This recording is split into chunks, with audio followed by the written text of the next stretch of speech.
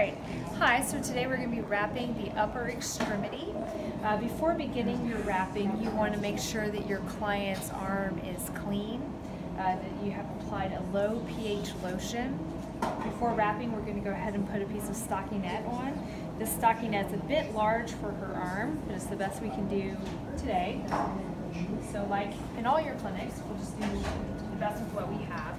So you go ahead and put your stockinette on, and then we're going to start by wrapping the fingers. All right, we'll start with anchoring at the wrist. I'm going to anchor at the wrist, and I'm going to go towards the thumb. You go all the way down to the nail bed, and then you wrap around, going up. Then you'll anchor again at the wrist, go all the way down to the nail bed.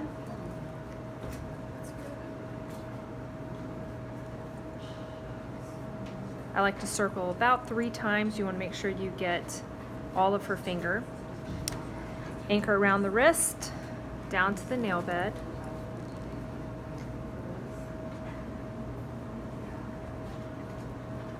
I usually go around 3 times each finger, depending on the length of your client's fingers, making sure that there's no wrinkles in there.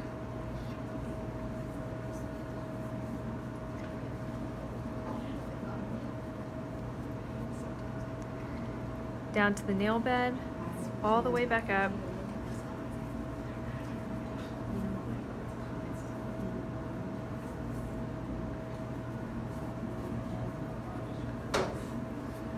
Okay.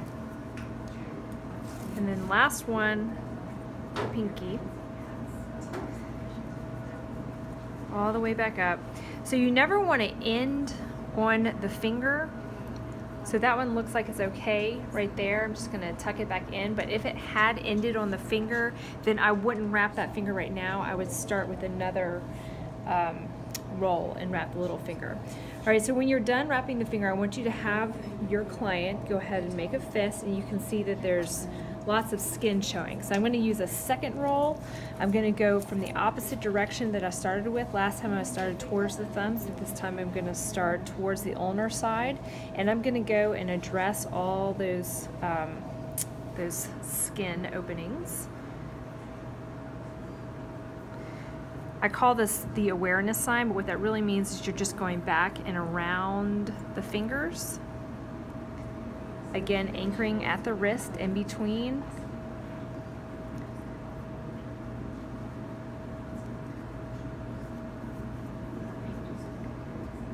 All right.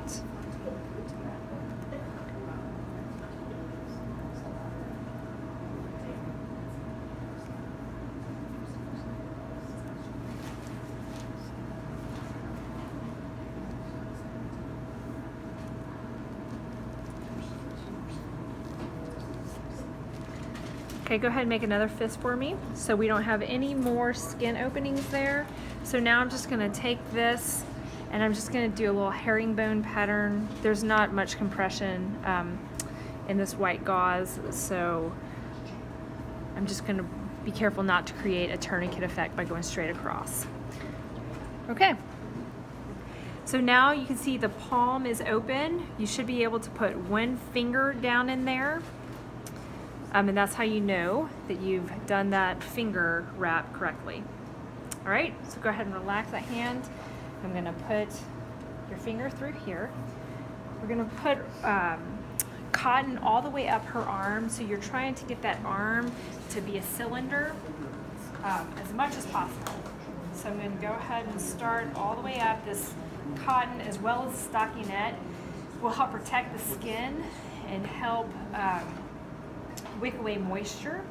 When I get to the elbow, I make an accordion fold, and that's just going to give a little bit more protection to the antecubital fossa. I'm going to go all the way up.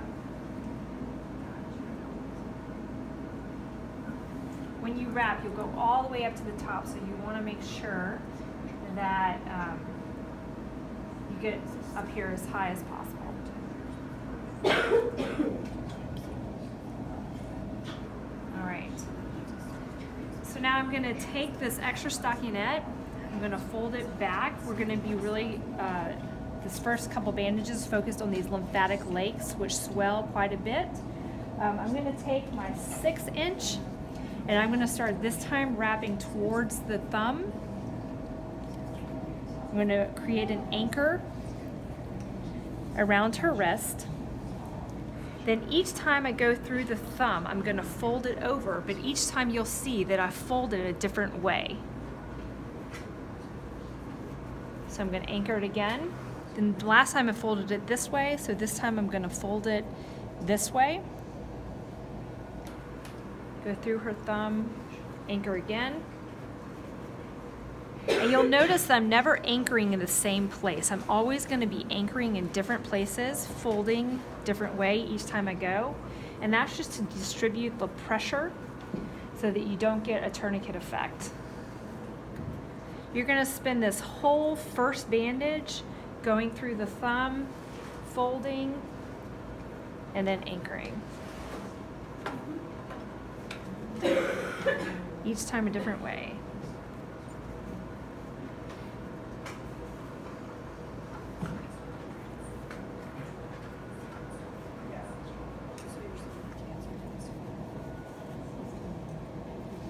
All right, when I'm done with this first bandage, I'll just take a nice piece of tape. Now I'm going to start with my next size, which for me is the 8-inch, but of course you do what works for your clients. You might want to use a 4-inch, you might want to use another 6-inch. Last time I started going towards the thumb, so this time I'm going to start going towards the ulnar side of the hand. I'm going to go a little bit up just to anchor it in a different spot. This time I'm going to go around.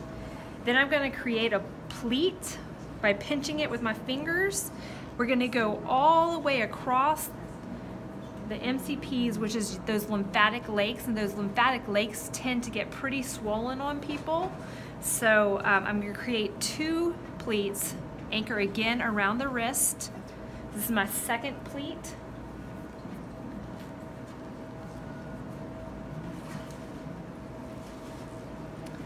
I actually don't like the way that pleat looks, so I'm going to just make it a little cleaner.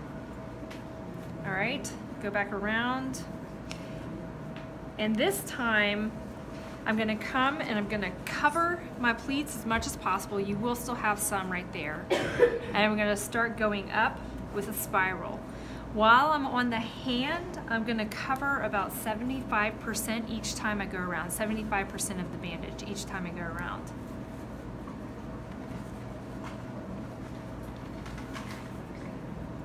Your bandage should be pretty taut, but it should not be creating pain. You shouldn't be yanking it so that it's super, super tight. All right, so you're gonna feel right there, feel where it's soft. So this right here is where it starts to give way. It's soft, so this is where I'm gonna start next. Okay, so last time I went to the ulnar side of the hand. I started my bandage to the ulnar side. So again, this time I'm going to start to the radial side. Today we're just doing spirals up the arm. We're keeping it pretty simple, but there's lots of different ways that you can wrap. If you create a herringbone pattern, that'll give a little bit more compression, but today we're just keeping it pretty simple. As I move up the arm, I'm still going about 70% coverage. You can start loosening it depending on your client, how much compression they need, to about 50% coverage. But right now we're still covering each time about 75%. When you go over the elbow, you want to go in a figure 8 pattern the first time you do it. That just allows a little bit more movement and it's more comfortable for the elbow that way.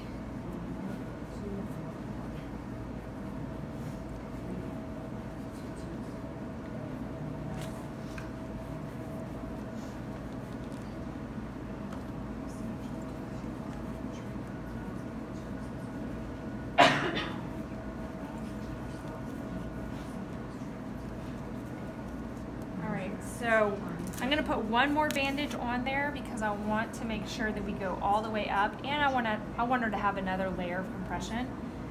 I'm going to go ahead and fold this over for the end. Some people like to, at the end, fold that over the bandage, but I'm going to tuck it in almost creating a cast-like effect. All right, and we're gonna feel. So this is where it's soft.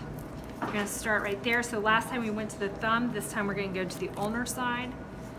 Just gonna finish off. You always make sure you come and catch that corner of the bandage that you're starting. I'm gonna go all the way up. This time I'm just gonna be covering about 50% coverage. And I actually don't like, see how that's out a little bit? I don't like that, so I'm gonna cover it with the bandage. There we go. Now we already did our figure 8 around the elbow, so the second bandage, you don't have to worry about doing that. Just go all the way up in a spiral.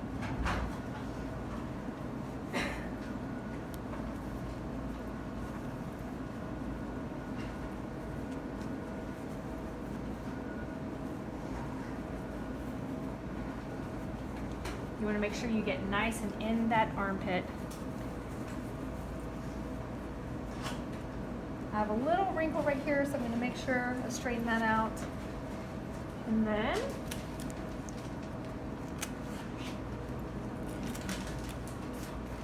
put some nice tape on there.